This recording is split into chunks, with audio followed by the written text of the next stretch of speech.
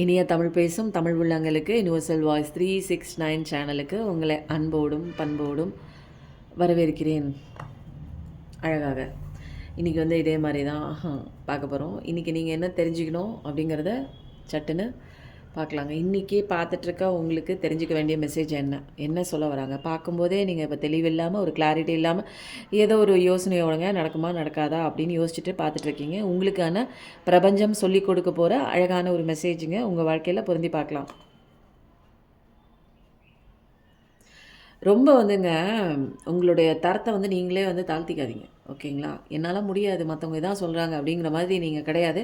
நீங்கள் நிறைய சாதிக்கக்கூடிய ஒரு பர்சன்ஸ் தான். அதனால் நீங்களே உங்களை இது பண்ணிக்காதீங்க. உங்களுடைய இப்போதைக்கு தற்சமயம் உங்களோட க்ளோஸ் ஃப்ரெண்ட்ஸ் யாராவது வந்தாங்க அப்படின்னா நிச்சயமாக அவங்க கூட சேர்ந்து எங்கேயாவது நீங்கள் வெளியில் போகிற ஒரு சுச்சுவேஷன் கூட கிடைக்கும். க்ளோஸ் ஃப்ரெண்ட்ஸுங்க அவங்க கூட எங்கேயாவது வெளியில் போகிற ஒரு சுச்சுவேஷன் அது உங்களை சந்தோஷத்தை கொடுக்கும்.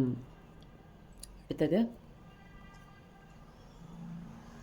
நிறைய பேருக்கு இப்போதைக்கு என் வாழ்க்கையில் எந்த பாதையில் போகிறது, எனக்கு ஆப்பர்ச்சுனிட்டி இல்லை, எனக்கு இன்னும் முன்னேறணும், எனக்கு எந்த பாதைன்னு தெரியல, எந்த பக்கம் போகிறதுன்னு தெரியல அப்படின்னா கண்டிப்பாக ஒரு சூறாவளி மாதிரி ஒரு ஆப்பர்ச்சுனிட்டி கண்டிப்பாக வருதுங்க. அதனால் இது என்னென்னா இந்த ஆப்பர்ச்சுனிட்டி ரொம்ப பேஸ் வரைக்கும் ஒரு ஆழமாக நல்லாயிருக்கும் உங்களுக்கு. இந்த ஆப்பர்ச்சுனிட்டியை நீங்கள் பிடிச்சி போகும்போது கண்டிப்பாக அந்த மாதிரி ஒரு நல்ல நல்ல ஆப்பர்ச்சுனிட்டிலாம் உங்கள் வாழ்க்கையில் வருதுங்க. அடுத்தது என் கையில் எந்த கார்டு சிக்குதுன்னு தெரியல. இது மாதிரி தாங்க சொல்கிறாங்க. கடவுளை சிக்குன்னு பிடிச்சிக்கோங்கன்னு சொல்கிறாங்க. நிறைய பேர் சொல்லும்போது என்னென்னா விட்டுறக்கூடாது, அந்த பிடியை விடாப்பிடியாக பிடிச்சிக்கணும், சிக்குன்னு பிடிக்கணும் கடவுளை.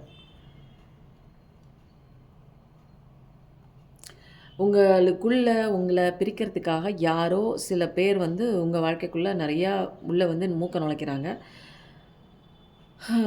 உங்களுக்கு பிடிச்ச விஷயம் நடக்க விடாமல், இல்லை உங்களுக்கு கிடைக்க வேண்டிய விஷயம் கிடைக்க விடாமல் பண்ணுறதுக்கு சில பேர் உங்களுக்குள்ளே ஏதோ ஒரு சண்டையை மூட்டி ஏதோ ஒரு பிரச்சனையை கிளப்பி ஏதோ ஒன்று லாபகரம் பார்க்க வராங்கங்க. அது யாருன்னு தெரில. பார்க்குறவங்களுக்கு நிறைய விதமான ஒரு ரெசனேட் ஆகலாம். அது யாருன்னு நீங்களே தெரிஞ்சுக்கோங்க. சில பேருக்கு பண விஷயத்தில் இப்போதைக்கு எதுலையாவது நீங்கள் கையெழுத்து போட்டு மாட்டிக்காதீங்க. அந்த மாதிரி சில விஷயங்கள்லாம் இன்வெஸ்ட் பண்ணுற விஷயம்லாம் கொஞ்சம் யோசித்து பண்ணுங்கள். ஏன்னா இப்போ ஒரு அகலக்கால் வைக்கிறதுக்கு உண்டான கரெக்டான டைம் இல்லை அப்படின்னு சொல்கிறாங்க. அதனால் யோசித்து பண்ணுங்கள். எந்த விஷயமா இருந்தாலும் ஒரு தடவைக்கு 2 தடவை யோசித்து அதில் இன்வெஸ்ட் பண்ணுங்கள். பிஸ்னஸாக இருக்கட்டும், பணம் எடுத்துகிட்டு போகிறதுல ஒரு இடத்துலேருந்து இன்னொரு இடத்துக்கு நீங்கள் எடுத்துகிட்டு போகிறீங்க, இல்லை கொண்டு போகிறீங்க, இல்லை நகை நட்டு போட்டுட்டு ஏதாவது ஒரு ஃபங்க்ஷன் போகிறீங்க அப்படின்னா கொஞ்சம் ஜாக்கிரதையாக போயிட்டு வாங்க. யாருக்கோ சொல்ல வேண்டிய ஒரு விஷயம் பத்திரமா எடுத்துகிட்டு போங்க. யாரையும் நம்பாதீங்க. இப்போ நான் கோல்ஸ் அச்சீவ் பண்ணணும்னு நீங்கள் முடிவு பண்ணிட்டீங்க. ஆனால் எஃபர்ட் எப்படி இருக்குது? போடவே இல்லை. எஃபர்ட் அப்படியே தான் இருக்குது, மீடியமாக இருக்குது. மீடியமாக இருந்தீங்கன்னா உங்களால் எப்படி கோல் அச்சீவ் பண்ண முடியும், சக்ஸஸ் எப்படி ரீச் பண்ண முடியும்?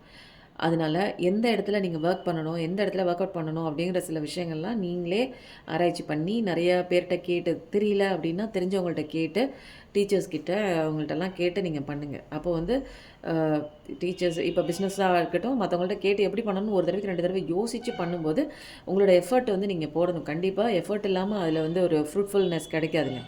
எஃபர்ட் பண்ணுங்கள், கண்டிப்பாக உங்களுக்கு சக்ஸஸ் இருக்குது. இந்த எஃபர்ட்டு தான் கம்மியாக இருக்குது உங்களுடைய சக்ஸஸ்க்கு, உங்களோட பிஸ்னஸ் வளர்ச்சிக்கு.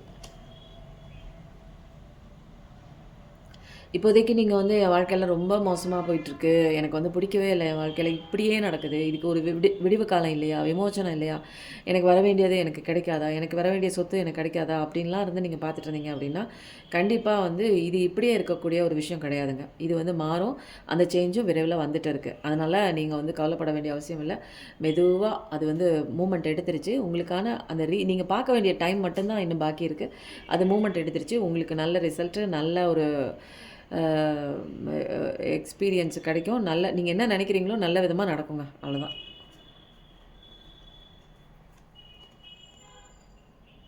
ஏன்னா ஆப்பர்ச்சுனிட்டிஸ் நிறைய இருக்குங்க. உங்களுக்கு ஆப்பர்ச்சுனிட்டிஸ் வெயிட் பண்ணிகிட்டு இருக்குது. நீங்கள் கரெக்டான பாதையை பிடிச்சி உங்கள் எனர்ஜியை மேட்ச் பண்ணும்போது ஆப்பர்ச்சுனிட்டிஸ் டோர் ஓப்பன் ஆகும். இந்த டோர் க்ளோஸில் இருக்குது, உங்கள் முன்னாடி தான் இருக்குது, நீங்கள் பார்க்க முடியல. அதுக்கு நான் என்ன பண்ணுறது? ஏன்னா நீங்கள் அந்த ஒரு பக்குவத்துக்கு ரிசீவிங் மோடுக்கு வந்தால் தான் அது ஓப்பன் ஆகும். ரிசீவிங் மோடு எப்படி வரணும்? சந்தோஷமாக பாசிட்டிவிட்டியாக இருக்கணும். எப்படிங்க நான் கஷ்டத்தில் இருக்கும்போது சந்தோஷமாக பாசிட்டிவிட்டியாக இருக்குது? இங்கே தாங்க ட்ரிக்கு. இந்த ஒரு விஷயத்தை கற்றுக்கிறதுக்கு தான் இங்கே நிற்கிறீங்க. எந்த சுச்சுவேஷன் இடியே பக்கத்தில் விழுந்தால் கூட நீங்கள் சந்தோஷமாக இருக்கும்போது அந்த இடி ஒன்றுமே பண்ணாது. மற்றவங்கள தாக்கிட்டு போகும், உங்களை காப்பாற்றி விட்டுரும். அப்போ அந்த அளவுக்கு பவர் இருக்குங்க உங்கள் எண்ணத்துக்கு. எண்ணத்தை மாற்றுங்க, வாழ்க்கை மாறும்.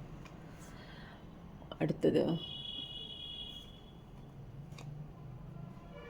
நிறைய பேருக்கு வந்துங்க பட்ட அடி, கஷ்டம் இது எல்லாமே எனக்கு வந்து 15 வயசில் வந்துருச்சு, 25 வயசில் வருது, 30 வயசில் ஞானம் கிடைக்குது, எனக்கு ஒரு பிரேக்கப் வருது, எனக்கு பிடிக்கவே இல்லை, நான் என் வாழ்க்கையில் தனியாக இருக்கேன் அப்படிங்கிறவங்கலாம் வந்து என்ன பண்ணுவாங்க, ஸ்பிரிச்சுவாலிட்டிக்குள்ளே போவாங்க. சீக்கிரமே ஸ்பிரிச்சுவாலிட்டிக்குள்ளே போகிறாங்க. ஏன்னா அவங்களுக்கு வந்து போன ஜென்மம் விட்ட தொட்டக்குறையில் அதை பாதி முடிக்காமல் போயிருந்திருப்பாங்க. அதை வந்து முடிக்கிறதுக்காக வந்து சீக்கிரமே ஸ்பிரிச்சுவல் அவேக்கனிங்குள்ள, ஒரு என்லைட்மெண்ட்டுக்குள்ளே, ஒரு ட்ரூத்துக்குள்ளே, நாலேஜுக்குள்ளே வாழ்க்கை நான் என்ன எப்படி நடந்துக்கணும் அப்படிங்கிற சில விஷயங்கள் கற்றுக்கிட்டு வாழ்க்கையை நடத்த போகிறாங்க. இன்னும் நல்லாயிருக்கும் இல்லையா?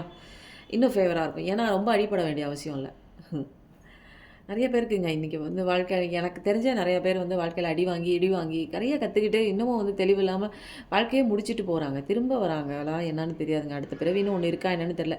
என்ன கேட்டால் நான் என்ன சொல்லுவேன், எல்லாருமே இந்த உலகத்துலேருந்து தப்பிச்சு வெளியில் ஓடிடுங்க. இது வந்து ஒரு மோசமான உலகங்க.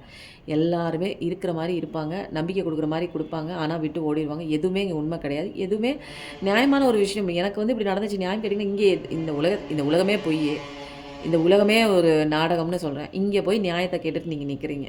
போங்க. டிப்ரெஷன், கவலையில், ஒரீஸில் நிறைய பேருங்க இருக்காங்க. டிப்ரெஷன் அடுத்தவங்க வந்து உங்களை எதிராளியாக ஒரு எதிரியாக பார்க்குறாங்க உங்களை. அவ்வளோ அதனால தான் அவங்களுக்கு ரொம்ப டிப்ரெஷனில். எதுக்கு என்ன இப்படி பார்க்குறாங்க? நான் ஒன்றுமே பண்ணலையே, நான் தப்பே பண்ணலையே, ஏன் என்ன இந்த கண்ணோட்டத்தில் பார்க்குறாங்க அப்படின்னா, அவங்க எப்படியோ பார்த்துட்டு போகிறாங்க. அதுக்கெல்லாம் நீங்கள் பொறுப்பாக முடியுமா? அவங்க ஏதோ அவங்களையா நீங்கள் வேல்யூ கொடுக்குறீங்க. நீங்கள் உங்களை வேல்யூ கொடுத்து உங்களுக்கு உண்டான பாதையை நோக்கி நீங்கள் பயணம் பண்ணுங்கள்.